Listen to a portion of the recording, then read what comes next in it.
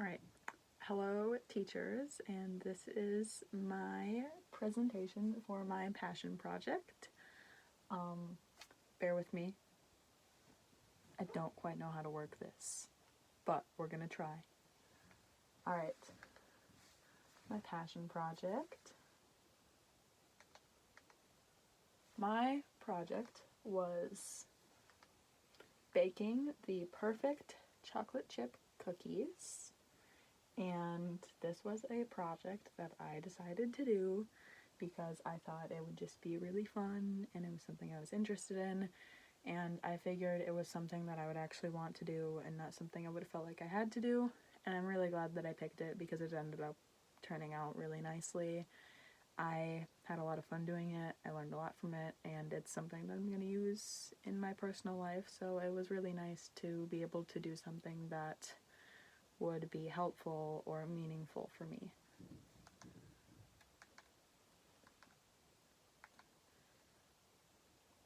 I got a picture of some cookies. Alright. So,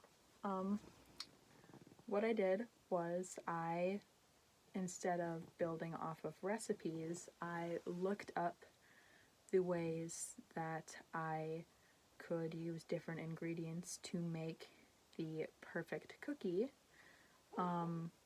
This was a little bit difficult for me because a lot of things on the Chromebook were blocked, and that was definitely one problem that I had, but it was actually a lot more fun doing it that way instead of looking at just recipes, because I actually learned more about how the different ingredients cook together and what they're in the cookie for. So through this presentation, I'm just going to share with you the steps that led me to come up with the end recipe that I had. And I ended up actually getting to my goal, and I completed the recipe that I wanted. I did what I wanted to do. I made my own recipe, and I tried it, and it turned out great, and I was really happy with it.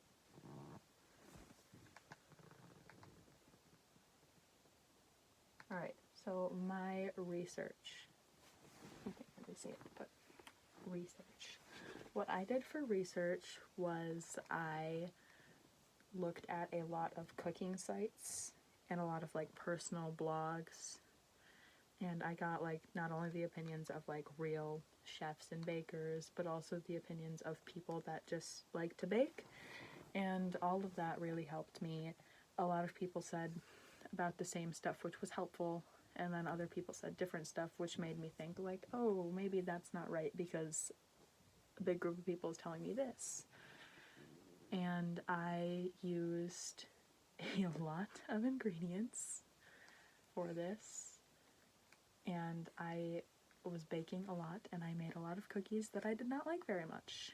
One of the big things I found in my research was a lot of cookie recipes have a lot of flour in them, and by a lot I mean probably over 2 cups. 2 cups and over. And I found out that makes cookies cakey and not like thinner and crispy.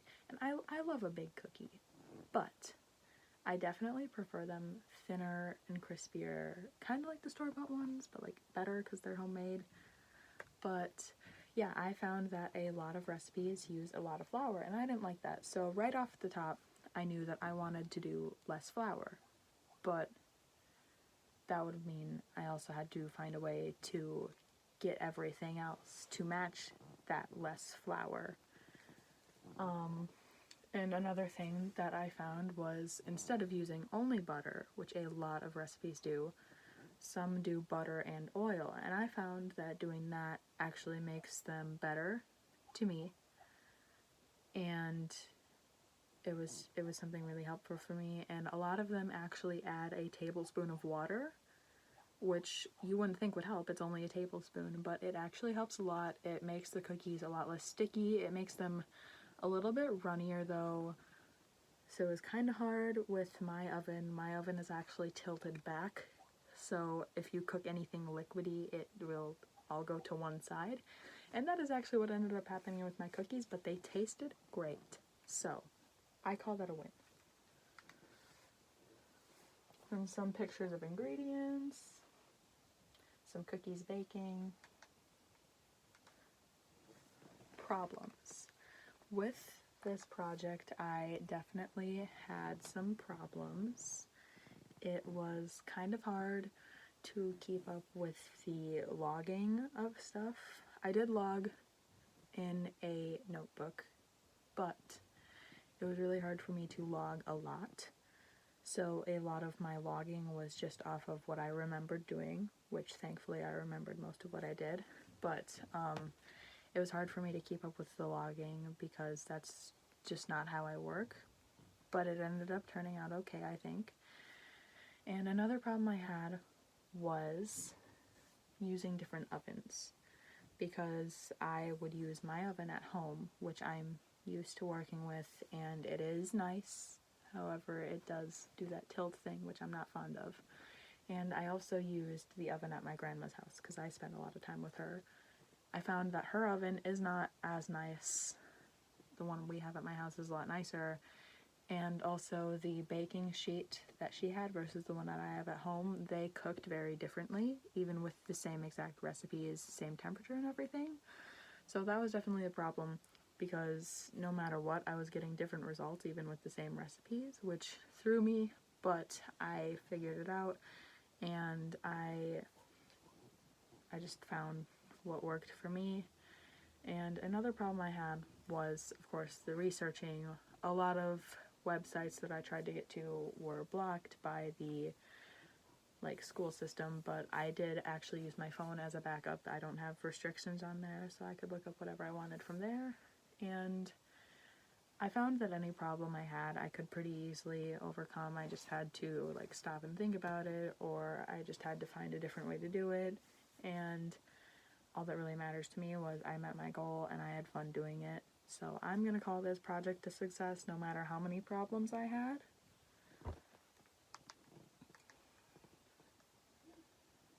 And this is my end recipe right here. So my final recipe, if you can't see it, ended up being 1.5 cups of all-purpose flour, 1 teaspoon of vanilla extract, 1 teaspoon of salt, 1 teaspoon of baking soda, half a cup of granulated white sugar, 3/4 of a cup of dark brown sugar, 1 stick of butter, 1 tablespoon of oil, 1 tablespoon of water, 2 eggs, and 1 24-ounce package of chocolate chips. And I think that this recipe works very well. I'm pretty sure there is an actual recipe a lot similar to this somewhere, but this was just what I found works pretty well for me. I think that adding the oil instead of more butter actually helped. It made the cookies spread a lot better because it made the mixture a little bit thinner, and it also helped it stick together more. And the brown sugar, I forgot to mention that the brown sugar, actually, when I first started doing it, I was using light brown sugar because that is what I had at my house. I'm like, oh, that's what I'll use. But dark brown sugar actually has more molasses in it, which means it has more flavor than a light brown sugar. And I found that using dark brown sugar instead gave the cookies a better flavor, that crispy flavor, and that's really what I like. So I found that I really liked using the dark brown sugar specifically over light brown sugar, and I figured that I also preferred it to white sugar because it has more flavor.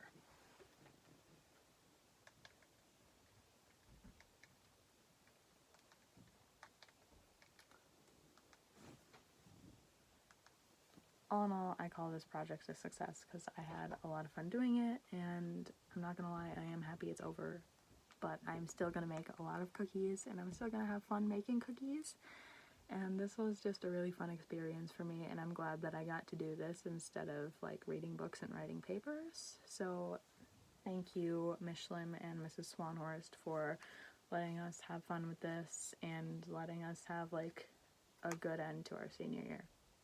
Thank you.